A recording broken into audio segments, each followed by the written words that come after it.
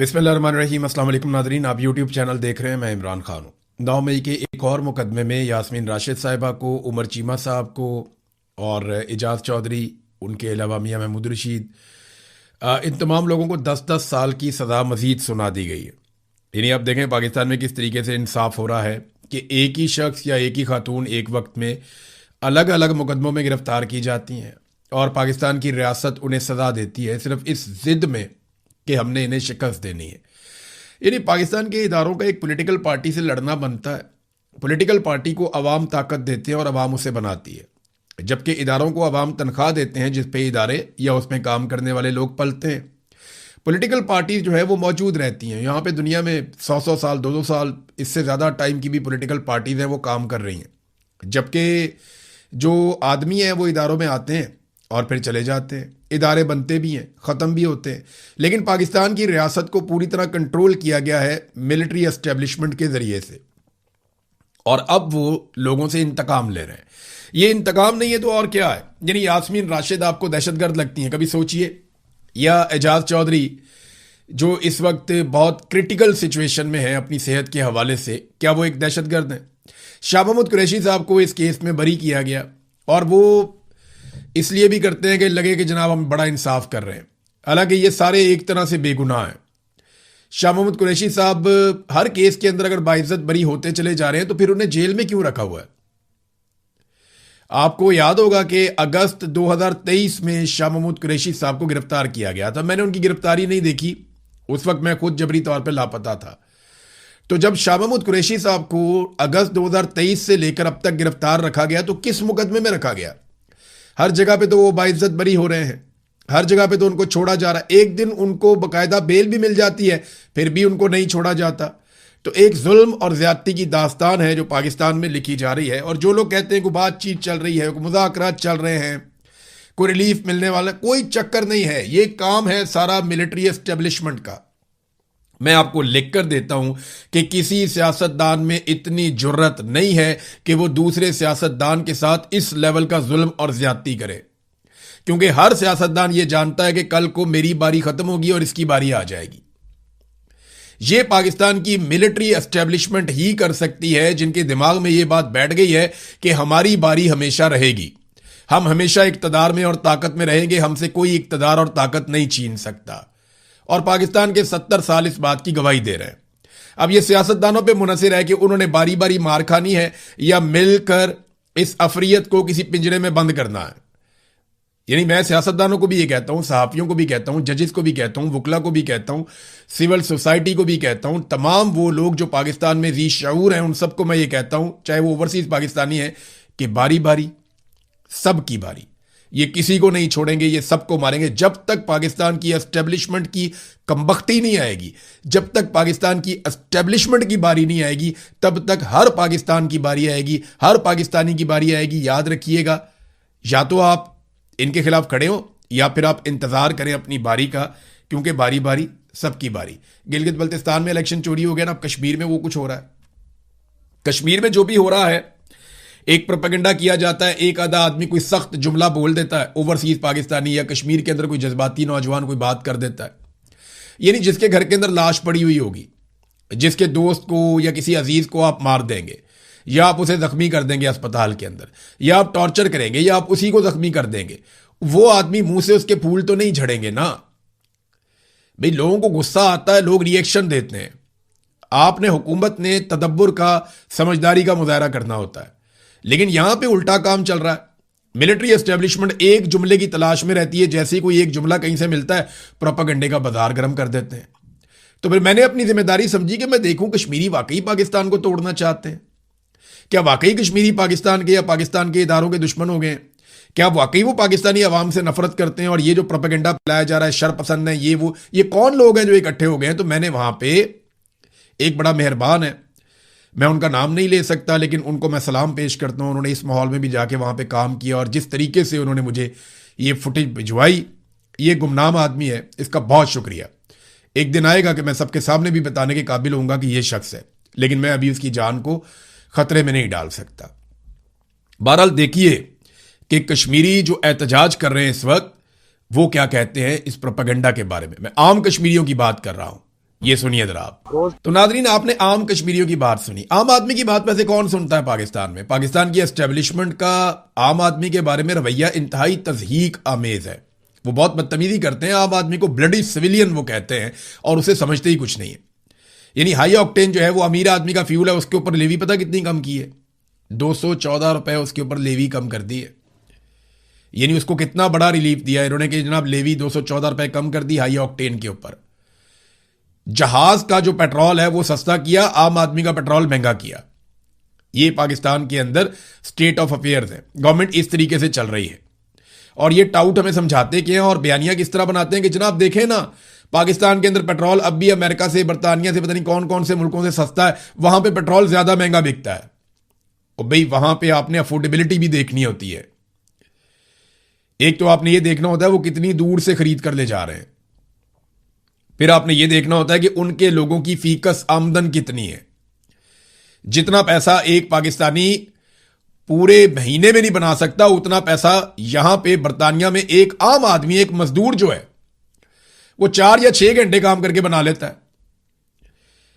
अगर बर्तानिया में 500 रुपए लीटर या इसके आसपास कहीं पे पेट्रोल की कीमत है या डीजल की कीमत है तो पाकिस्तान से तो ज्यादा ही है। लेकिन सेम टाइम में आपको देखना पड़ेगा कि एक बर्तानिया के अंदर रहने वाला शख्स 5 से 6 हजार रुपए पाकिस्तानी एक घंटे में कमा लेता है पाकिस्तान में किसी की इतनी कमाई?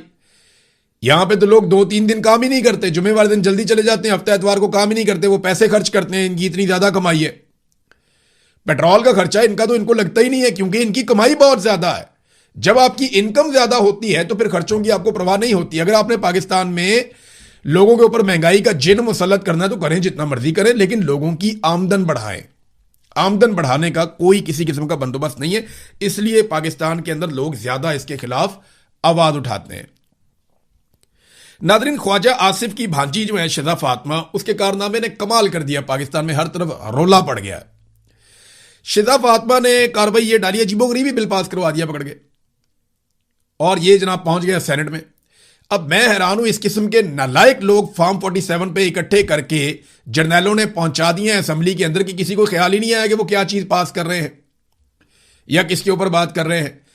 ये ख्वाजा आसिफ जो पाकिस्तान के वजीर दिफा हैं, इनकी एक भांजी है शिजा फातिमा, उसको भी लगाया हुआ है यहां पे मिनिस्टर आईटी का, और आईटी का कोई तजर्बा नहीं है। आईटी वो शोबा है जिसमें इंडिया इतना पैसा कमा रहा है, इतना पैसा कमा रहा है अपने नौजवानों के जरिए से हर महीने, जितना पैसा पाकिस्तान पूरे साल में नहीं कमा सकता, अपनी टोटल एक्सपोर्ट के साथ भी नहीं कमा सकता। वो अरबों डॉलर इकट्ठे करके अपने मुल्क में ले जाते हैं आईटी के जरिए से, क्योंकि उन्होंने प्रोफेशनल्स को लगाया। हमने किसको लगा दिया? शिजा फातिमा को। इनका कोई आईटी का एक्सपीरियंस नहीं है, चुप के ला देता, लो जी ये काम करेगी, क्योंकि ख्वाजा आसिफ की भांजी है। खुश करो ख्वाजा आसिफ को भी और उसकी भांजी को भी। उसने बिल किस तरह का पास करवा दिया, यानी बिल की साथ ही साथ ही मैं आपको बात बताऊं तो पीटीए का जो चेयरमैन है ना, वो एक रिटायर्ड जर्नैल है। जैसे बाकी इदारों में रिटायर्ड जर्नैल बैठे हुए ना, वहां पे पीटीए के अंदर भी एक जर्नैल बिठाया हुआ है, जनरल हफीज।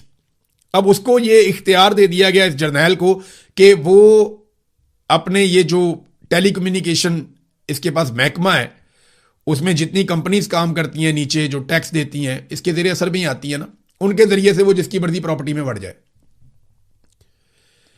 यानी ये सहूलत दे दी गई कि जिसकी मर्जी प्रॉपर्टी में जाके तुम खंबा लगा दो, जिसकी मर्जी प्रॉपर्टी में तुम तारें बिछा दो।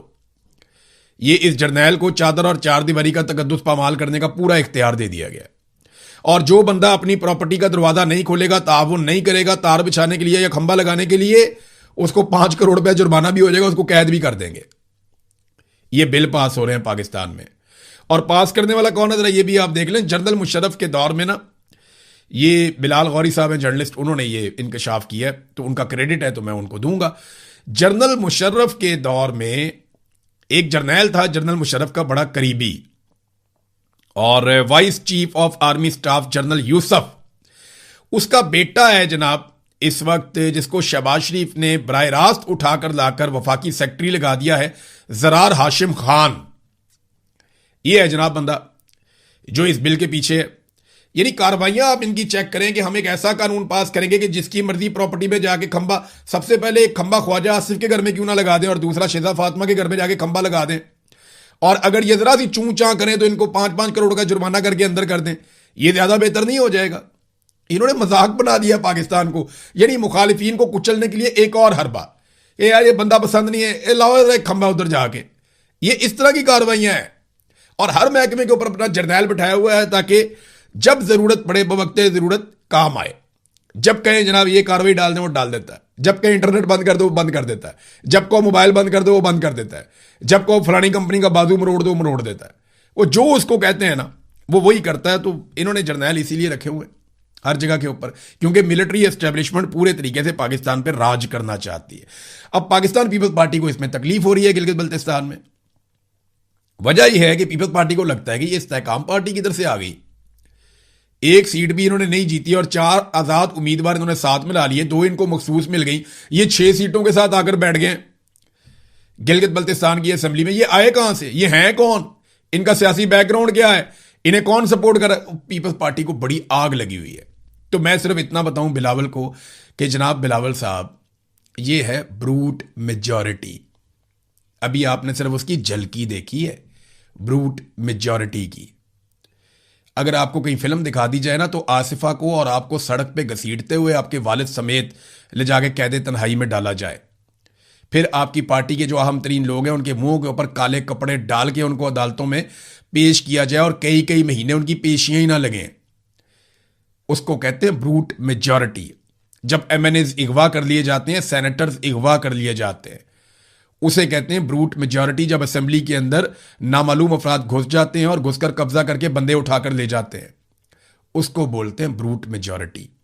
अभी आपने ना ब्रूट मेजॉरिटी का सिर्फ बे जो है ना उसका सिर्फ हल्की सी आपने झलकी देखी है, आपको आइडिया नहीं है, लेकिन वक्त आएगा क्योंकि बारी बारी सबकी बारी।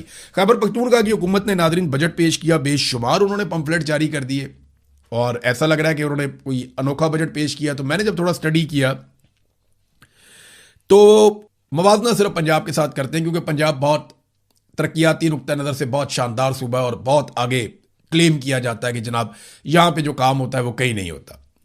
तो सेहत और तालीम के ऊपर बात करते हैं क्योंकि ये दोनों चीज़ें ऐसी हैं जिससे कोई मुल्क आगे जाता है, जहां पे सेहत का निज़ाम बेहतर होता है और जहां पे तालीम बेहतर प्रोवाइड की जा रही होती है।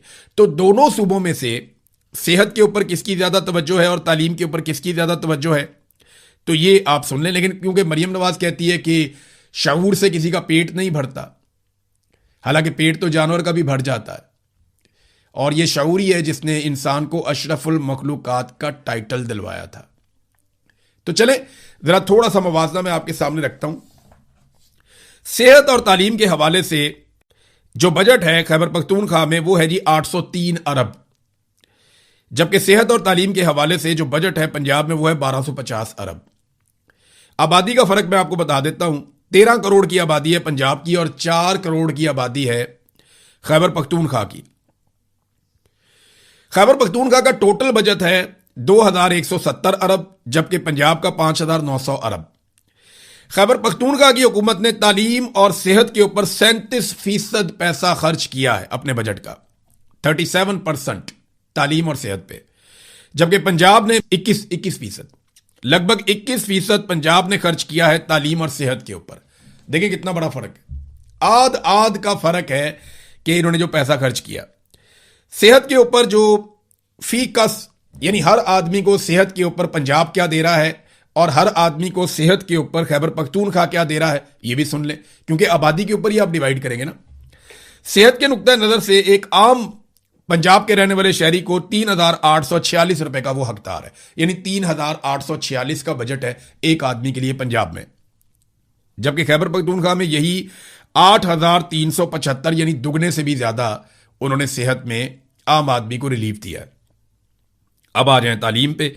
तालीम पे पंजाब ने फी कस 5769 रुपए रखे हैं एक आदमी के ऊपर, 5769 रुपए, जबकि यहां दुगने से ज्यादा पैसा रखा है खैबर पख्तूनख्वा ने 11700 रुपए फी कस। तो खैबर पख्तूनख्वा ने तालीम और सेहत के हवाले से एक अच्छा बजट पेश किया है और बाकी सूबों को इसकी तकलीद करनी चाहिए। जितना पैसा आप तालीम के ऊपर खर्च करेंगे, जितना पैसा आप सेहत के ऊपर खर्च करेंगे, पाकिस्तान उतना ही आगे बढ़ेगा। जितना आप तालीम और सेहत में पीछे जाएंगे, मुल्क खुदा ना खास्ता उतना ही पीछे जाएगा। दुनिया में जो कौमें आगे गई हैं ना, वो शऊर के साथ गई, उनकी सिविक सेंस बहुत अच्छी है। जितनी गाड़ियां मैंने यहां पे एक शहर में चलती हुई देखी हैं, इतनी शायद पूरे पाकिस्तान में होंगी। लेकिन क्योंकि यहां पे लोगों को बाकायदा हर चीज समझाई जाती है, तालीम है, शऊर है, तो चीजें बहुत शानदार तरीके से मैनेज होती है। ये पाकिस्तान में भी हो सकता है, ये सब कुछ हो सकता है, लेकिन उसके लिए नीयत चाहिए। ये बदनीयत बैठे हुए हैं, ये डेवलपमेंट के प्रोजेक्ट ले आते हैं और एमएनएज और एमपीएस के फंड्स जारी कर देते हैं और उसमें से अपने कमीशन बना के अपने बच्चों को पढ़ने के लिए या रहने के लिए या अपनी फैमिलियों के लिए। अभी यहां पे एक खातून मिनिस्टर है, उसके बारे में बताया जा रहा है कि इसने लंदन के अंदर एक और अपार्टमेंट ले लिया है, बहुत महंगा अपार्टमेंट है। तो देखें ना, इनकी प्रायोरिटी ये है कि इन्होंने भाग जाना है पाकिस्तान से सबने, और हमारा पाकिस्तान वैसे ही रह जाएगा जैसा इतने सालों से है। ये बड़े बड़े जो मिलिट्री एस्टेब्लिशमेंट के लोग हैं, इनकी नौकरियां खत्म होती हैं, ये भाग जाते हैं पाकिस्तान से, अपने बच्चों को भगा देते हैं, फैमिली को भगा देते हैं, ब्यूरोक्रेट भी भाग जाते हैं, सियासतदान भी भाग जाते हैं, सब ने अपनी सेटिंग बाहर रखी हुई है। और हम पाकिस्तानी जो हैं वो या तो पाकिस्तान के अंदर मरने के लिए, तो या फिर दर बदर। अब तक के लिए इतना ही। अपना ख्याल रखिए, अपने चैनल का भी। अल्लाह हाफ़िज़।